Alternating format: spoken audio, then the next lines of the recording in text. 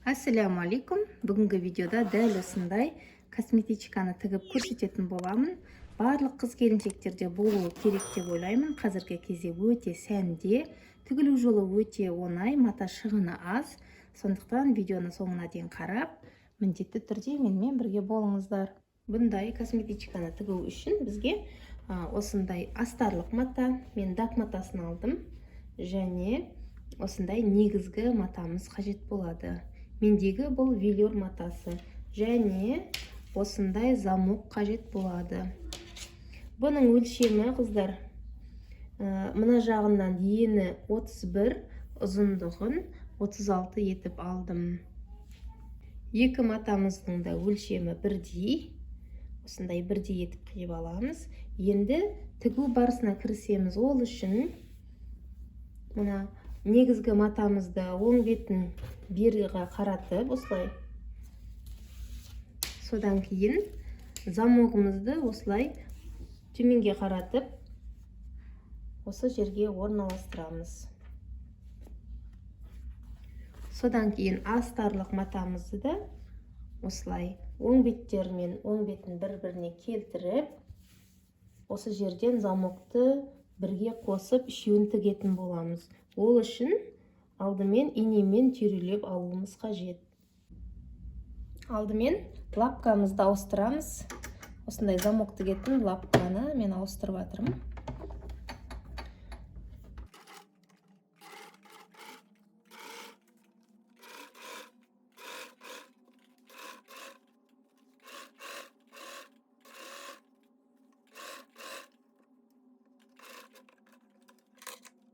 Ашамыз.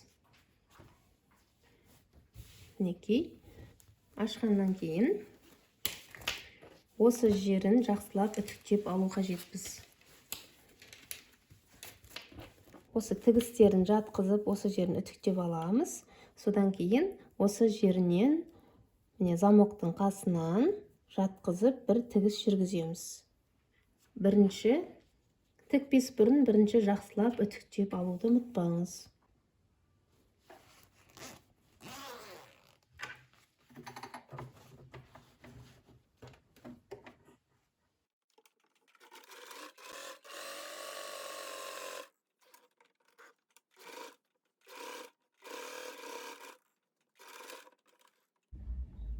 Мінекей тігіп болдық. Енді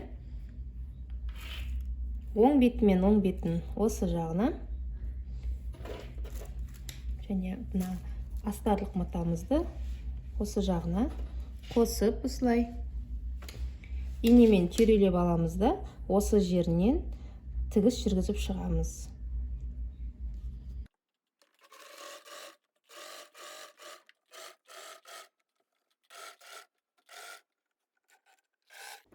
Замоктың қасына келгенде закрепка береміз. Содан кейін замокты ашып, ары қарай өткізіп жібереміз да.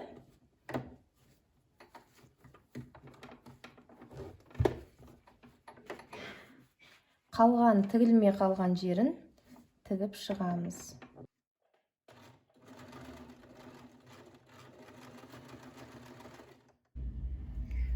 Замокты ашыңқырап,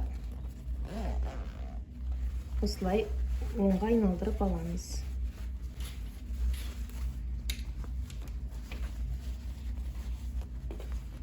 Мінекей, осылай айналдырып аламыз.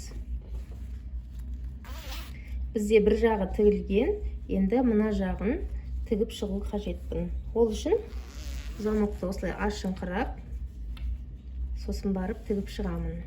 Егер де сіздерде қысқа осындай замок болса, соны алсаңыздар болады. Менде осындай үйдегі бары осындай ұзын замок болды. Қазір тігу барысында осы артық жерін қиып алып тастайтын боламын. Енді осы тігілмей қалған осы жерін қазір тігіп аламыз.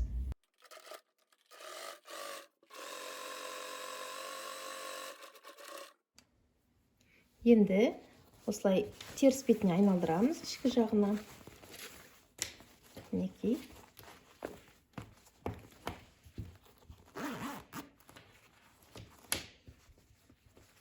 Дұрыстап тегістеп аламыз, бір-біріне келтіріп.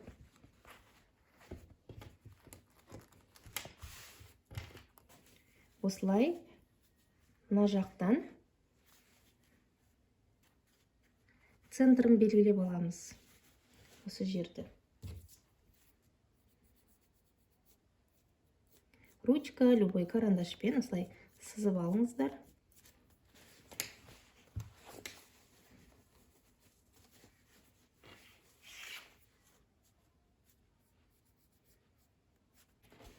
Осы сызығымыз біздің дәл мына замокпен қатар жату керек. Бірдей. Мінекей. Осылай екі жағында бірдей етіп келтіріп аламыз да, осы жерінен түзеу тігіс жүргізіп шығамыз. Екі жағынан да келтіріп аламыз, мінекей. Енді осы жерінен 1 сантиметр аралықта екі шетін тігіп аламыз.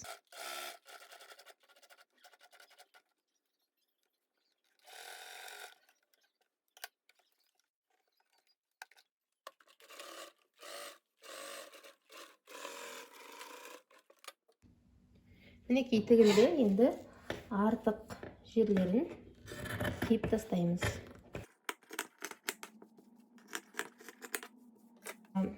Енді бізге табанын шығару керек. Ол үшін пеналымыздың осы бұрышынан, мінекей 4 бұрышынан 6-7 сантиметрді белгілеп аламын.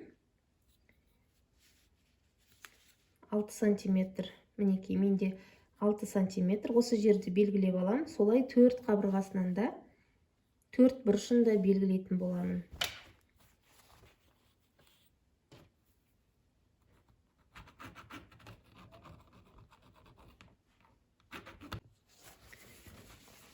Келесі бұрышында осылай 6 сантиметр болатындай етіп, мінекей сызып аламын. Осылай 4 бұрышында белгілеп аламын. Содан кейін осы белгілеген аралықты косая бейканың көмегімен мен осындай дайын түрін қолданамын. Осы жерге мына тігістерімізді жасыру үшін, әдемілік үшін осы косая бейкамен осылай тігіп шығамыз.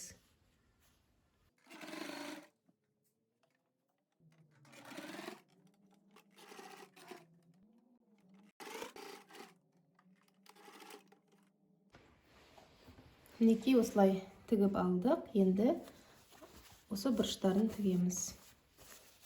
4 бұрышын осылай 3 бұрыш етіп, түзеу етіп тігіп шығамыз осы жерінен.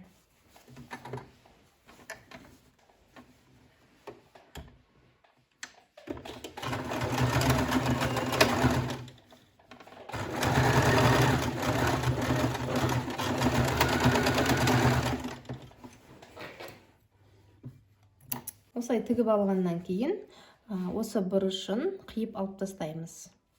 Тігіске бір 5 мм-дей жеткізбей қиып тастайтын боламыз.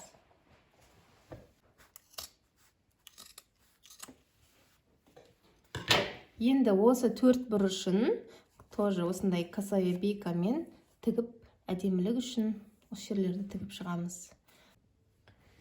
Мінекей 4 бұрышында осылай тігіп алдым. Енді оңға қарай айналдырамыз. Жақсылап бұрыштарын шығарамыз. Тігілу жолы өте оңай. Әрбір қыз келіншекте мұндай косметичка болуы керек. Қазіргі кезде өте сәнде мұндай косметичкалар. Өзіңізге ұнаған, қалаған матаңыздан тігіп алсаңыз, осындай әдемі дүние шығады. Қыздар, мінекей біздің косметичкамыз осымен дайын. Ішінің бәрі осылай өңделген. Өте әдемі тігілді. Сіздер де тігіп көріңіздер. Сіздерге ұнайды деген ойдамын. Қазіргі кездегі трендтегі барлық қыз келіншекте болуы керек осындай дүние. Егер менің видеом сіздерге ұнаса, пайдалы болған болса, міндетті түрде лайк басып, пікір қалдыруды ұмытпаңыздар, және достарыңыз бен таныстарыңызды менің каналыма тіркелуге шақырыңыздар.